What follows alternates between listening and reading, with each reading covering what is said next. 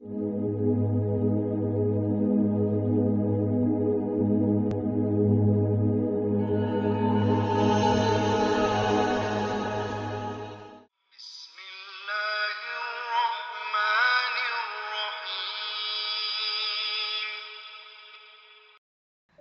seolah-olah ngomong ke kita gini teman-teman, hambaku yang ngerasa sendiri setelah di grup diabaikan, hambaku yang ngerasa sendiri setelah di dalam kantor gak ada yang mau sepakat sama dia, hambaku yang merasa sendiri setelah dicuekin, setelah ditinggalin, setelah diputusin, setelah ditutup pintu gak mau dibukain, setelah di reject, setelah gak di read WA-nya. Kamu kalau ngerasa sepi gak usah khawatir, aku bersamamu dimanapun kamu berada.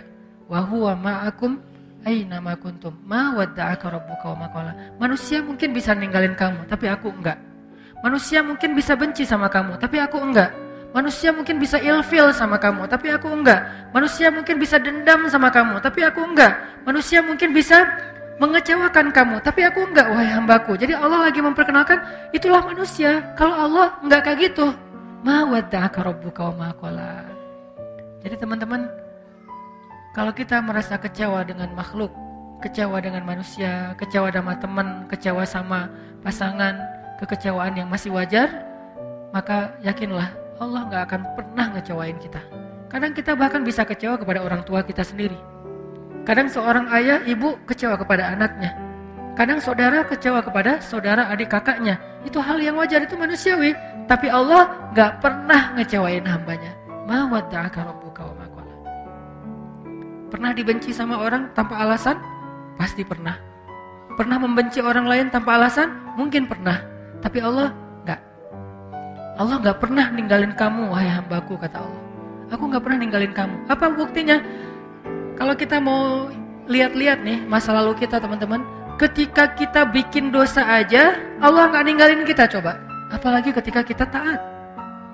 Ketika kita bikin dosa, kita nggak sholat, kita banyak maksiat, kita sombong, kita ingkar, kita nggak ngerti agama, kita menjauh dari kebaikan, Allah nggak ninggalin kita, masih ditolong. Apa buktinya? Buktinya sekarang kita bisa hijrah. Siapa yang bikin kita hijrah kalau bukan Allah? Buktinya kita akhirnya sadar untuk taubat. Siapa yang menyadarkan kita kalau bukan Allah?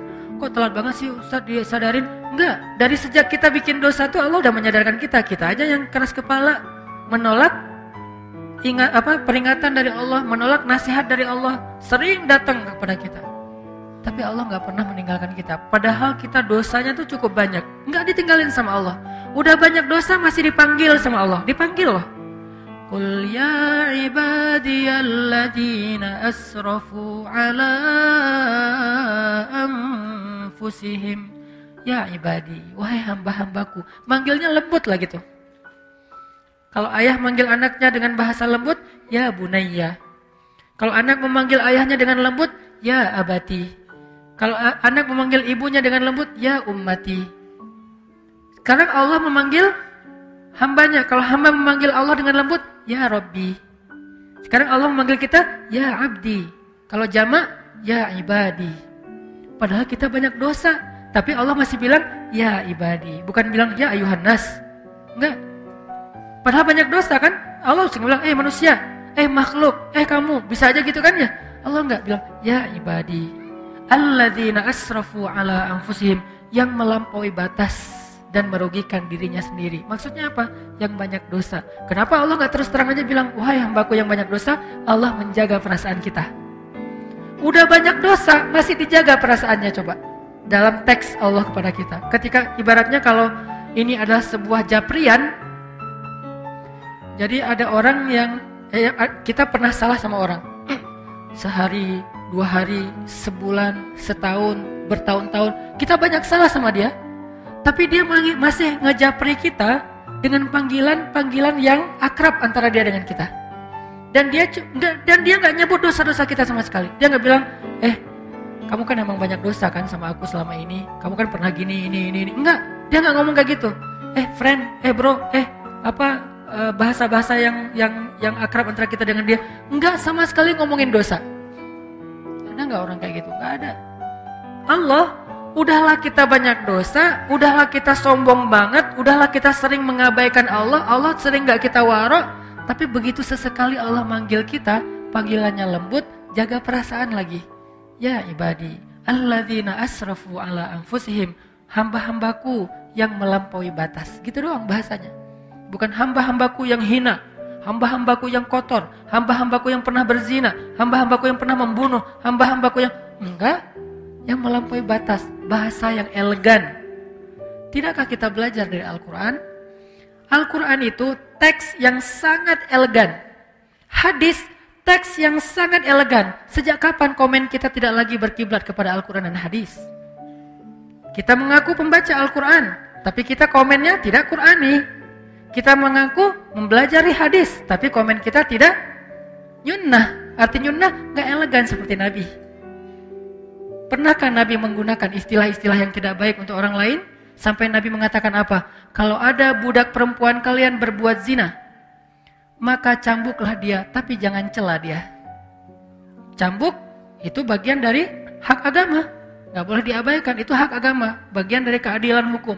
Cambuklah dia, tapi jangan cela dia. Lalu kalau dia berzina lagi 2 kali, maka cambuklah dia, tapi jangan cela dia.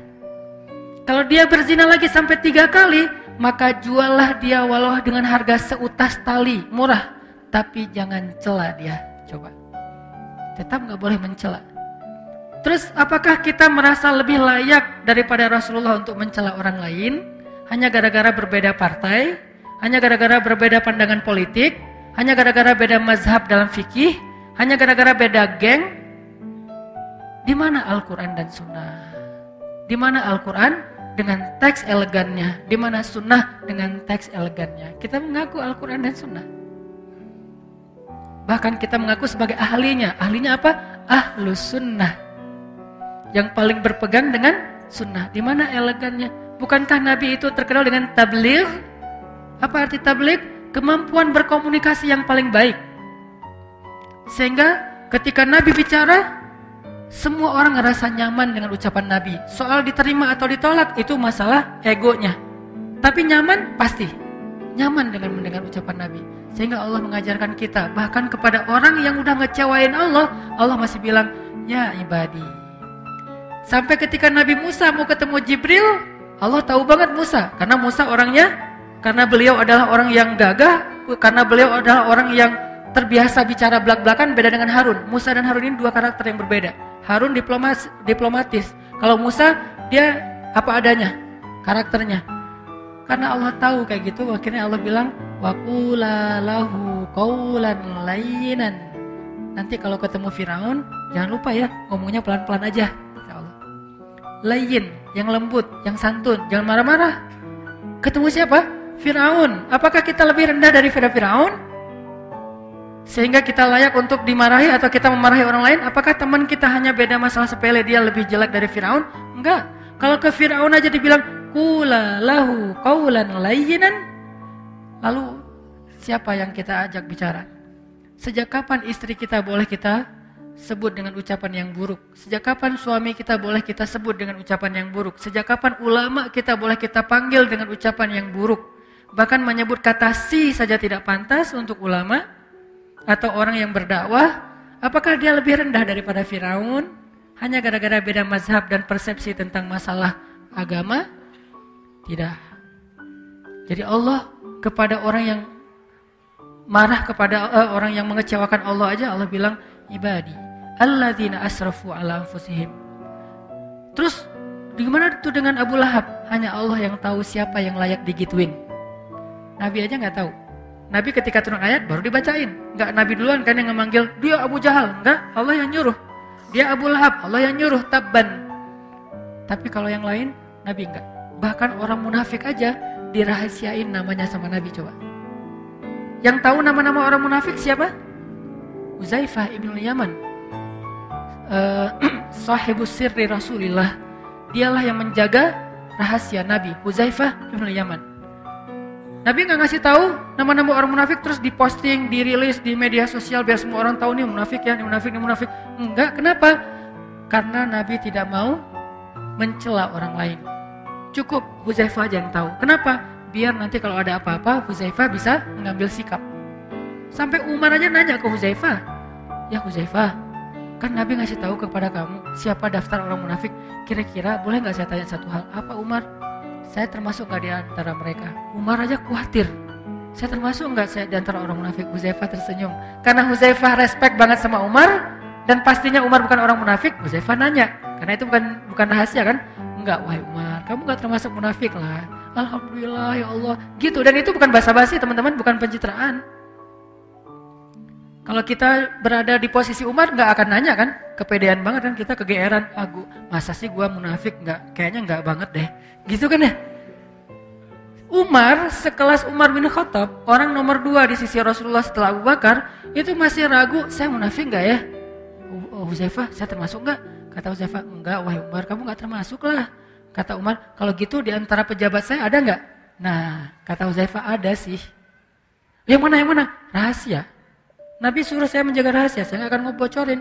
Ya udah deh, kalau gitu ntar saya juga tahu lah. Gimana caranya? Kalau ada pejabat Umar yang meninggal, Umar nggak akan datang mensolati dia kalau nggak ngelihat Huzaifah datang mensolati dia. Kalau Huzaifah nggak mensolati, berarti dia tuh emang munafik. Jadi caranya nunggu Huzaifah ibn Yaman sampai Huzaifah wafat, baru nggak bisa lagi kedeteksi mana orang munafik. Sehingga di zaman sekarang tiba-tiba kita mengklaim orang lain munafik, tapi kalau kita mengatakan itu sifat nifak, ya. Munafik sama nifak beda teman-teman. Munafik itu orangnya, nifak itu sifatnya. Jadi tanda-tanda kemunafikan. Tapi orangnya belum tentu disebut munafik. Tanda-tanda artinya jangan sampai kita mirip dengan tanda-tanda itu. Gitu. Makanya Allah bilang, ya ibadi, alladzina asrafu ala anfusihim, la taqnatu min rahmatillah. Jangan berputus asa dari rahmat aku, kata Allah. Kepada siapa? Pendosa yang ngerasa, kayaknya dosa saya udah kebanyakan nih, gak akan diampuni. Kata Allah, kenapa kamu berpikir kayak gitu sama aku? Kamu hambaku, walaupun kamu banyak dosa, aku tidak akan pernah mempersulit kamu untuk dapat ampunan. Jangan putus asa, minta ampun lagi. Ya Allah, dosa saya tuh sebanyak langit dan bumi. La ubali, kata Allah, aku gak peduli berapa banyak dosa kamu. Coba sebaik apa Allah. Ya Allah, dulu kan saya sering nge-reject engkau panggil saya sehari 5 kali, saya reject. Kalau dipanggil sama atasan, saya datang. Dipanggil sama pacar, bukan datang lagi, lari. Kalau engkau yang panggil, saya abaikan ya Allah. Gak apa-apa, kata Allah. Coba, kurang pemaaf apa? Sehari 5 kali Allah manggil kita teman-teman. Ngajak ketemuan. Gimana bahasa Allah ngajak ketemuan? Hayya 'alas shalah.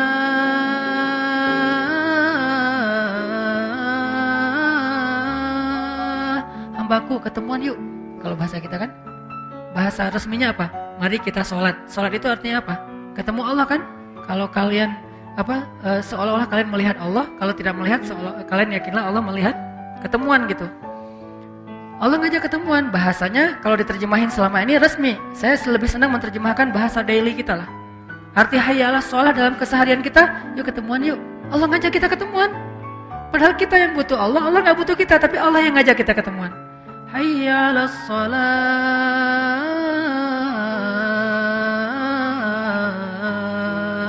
Yuk ketemuan yuk, Allah panggil. Lembut lagi panggilannya, kecuali muazinnya lagi ngambek. Tapi paling lembut tuh muazin habis diputusin ya, itu lembut banget. Baru diputusin azan. Hayya 'alal falah. Azan paling baper tuh, habis diputusin. Allah manggil kita, terus apa yang buat kita berat langkah? Menunda-nunda panggilan Allah. Allah ngajak ketemuan kita kayak gak datang gitu, kayak berat banget. Apa? Takut kita yang harus bayarin. Allah bilang, hayya 'alal falah. Tenang aja, aku yang bayarin. Kalau bahasa kita, falah itu apa? Untung, kamu gak bakalan rugi, tenang aja. Gak kamu kok yang bayarin, aku yang traktir, aku yang kasih kerjaan, aku. Ntar kalau misalnya kamu ninggalin sesuatu terus rugi, aku ganti kok. Jadi Allah ngejanjiin kita gak bakalan rugi dengan ketemuan sama Allah. Kan gitu kan ya? Hambaku ketemuan yuk. Aduh ya Allah, ada kerjaan, gak apa-apa. Nanti aku bujuk atasan kamu supaya gak marah, kata Allah. Aduh ya Allah, ini lagi banyak pembeli nih, gak apa-apa, nanti berapa? Aku ganti. Duh ya Allah, di situ mah mahal, biar saya yang bayar. Duh ya Allah, apapun alasan kita karena kita takut rugi, Allah bilang, gak apa-apa, ketemuan aja. Hayya 'alal falah, kamu pasti untung. Alasannya apa lagi coba? Allah ngajak ketemuan, Allah ngejamin kita gak bakalan rugi. Jadi kalau bahasa kita, hambaku ketemuan yuk, gak usah khawatir, aku yang bayarin. Oh ada kerjaan ya, ntar aku gantiin. Oh ada pelanggan ya, ntar aku tambahin rezeki kamu. Terus apa alasan kita gak datang? 5 kali sehari Allah panggil. Padahal dibuka dan ditutup dengan kata-kata Allahu Akbar, Allah yang paling agung. Tapi manggil kita. Harusnya kan kita yang begging ke Allah ya. Allah ketemuan dong please. Harusnya kan kita kan ya. Harusnya kita bilang Allah hayya ala sholah. Yuk sini ketemuan sama saya. Kan harusnya gitu kan. Kita ke Allah ya Rabbi. Enggak, Allah yang manggilin kita. Ini agak-agak unik nih. Yang butuh siapa? Yang ngajak siapa? Kan gitu. Padahal Allah gak butuh kita. Ghaniyun 'anil alamin. Allah gak butuh sama sekali. Kita kufur serentak semuanya. Itu gak ngurangin kebesaran Allah. Walaupun tetes air di ujung jarum yang dicelupkan ke laut enggak berkurang. Gara-gara kita kufur, nih biar Allahnya bete nih, kita kufur aja sekalian. Enggak, biasa aja. Kalau kita kufur kan Allah rugi. Siapa bilang? Oh ya udah, biar Allah tambah mulia, kita taat aja. Enggak, ketaatan kita enggak bikin Allah lebih mulia. Enggak bikin Allah kekuasaannya bertambah karena kita enggak ngaruh buat Allah. Mau taat, mau kufur enggak ngaruh buat Allah, sama sekali enggak ngaruh. Terus ngapain Allah manggil kita? Murni karena sayang. Bukan karena butuh. Ibu kita baik-baik ke kita, wajar. Karena sayang plus berharap suatu saat kita jadi anak yang berbakti, anak yang ngedoain orang tua, anak yang nanti akan menjaga orang tua, kan gitu kan? Sayang plus ada harapan. Tapi kalau Allah sayang doang, gak pakai ada harapan-harapan apapun. Cuman kasihan aja sama kita, sayang aja sama kita. Gak mau kita rugi, gak mau kita celaka, gak mau kita hina. Allah sayang gitu doang sama kita. Hayya 'alas sholah. Udah dipanggil kita reject. Ya Allah, Allah kan sering manggil saya tapi saya reject. Gak apa-apa kata Allah. Ya Allah, saya pernah selingkuh loh. Nyelingkuhin Allah. Maksud nyelingkuhin Allah, menduakan Allah, mentigakan Allah, mengempatkan Allah. Selingkuh kan? Gimana perasaan kita kalau diselingkuhin? Mau gak manggil-manggil? Ketemuan yuk. Tapi kan aku pernah nyelingkuhin kamu. Oh ya? Wah. Bisa.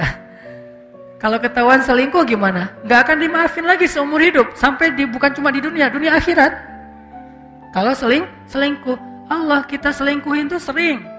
Allah yang kasih nikmat, terima kasihnya ke makhluk. Allah yang ngasih nikmat, kita persembahannya ke makhluk. Allah yang ngasih nikmat, kita sujudkan jidat kita ke makhluk. Allah yang ngasih nikmat, kita ngaku Tuhannya bukan dia. Bukankah ini bagian dari kita menduakan, mentigakan dalam konsep Islam? Dalam konsep Islam, kita memperlakukan Allah kayak gitu. Apakah Allah marah? Kecuali kita wafat dalam keadaan kayak gitu, baru gak diampuni. Tapi kalau belum wafat, apapun dosa kita, jangan putus asa hambaku. Minta ampun, kata Allah. Minta ampun di sini. Innallaha yaghfiruz dzunuba jami'a. Allah mengampuni semua dosa. Gak ada yang enggak. Ya Allah, dosa saya tuh langit dan bumi, aku tidak peduli. La ubali, aku gak peduli. Ya Allah, saya pernah gini, la ubali. Ya Allah, saya pernah gitu, la ubali. Saya gak peduli, saya gak peduli. Yang penting kamu minta ampun. Ya, berapa kali bilang astagfirullah? Cuma sekali, cukup. Sekali doang mengampuni semua dosa-dosa kita di masa lalu yang bertahun-tahun lamanya. Kurang apa? Baiknya Allah Subhanahu wa taala. Itu maksud dalam berbuat dosa aja Allah gak ninggalin kita. Apalagi ketika kita taat. Terus kalau berbuat dosa aja Allah masih sayang sama kita, gimana kalau kita taat kira-kira? Maka apa yang membuat kita khawatir untuk taat sama Allah? Apa yang membuat kita khawatir untuk memilih pilihan Allah? Apa yang membuat kita khawatir untuk sujud kepada Allah? Apa yang membuat kita khawatir untuk melangkahkan kaki ke rumah Allah? Apa yang membuat kita khawatir untuk menyebut nama Allah? Apa yang membuat kita khawatir untuk berdoa kepada Allah? Apa yang membuat kita khawatir untuk tetap istiqomah di jalan Allah? Apa? Takut ditinggalin sama Allah. Dulu dosa aja gak ditinggalin, apalagi sekarang berpahala. Dulu maksiat aja Allah gak ninggalin, apalagi sekarang taat. Terus apa masalah kita?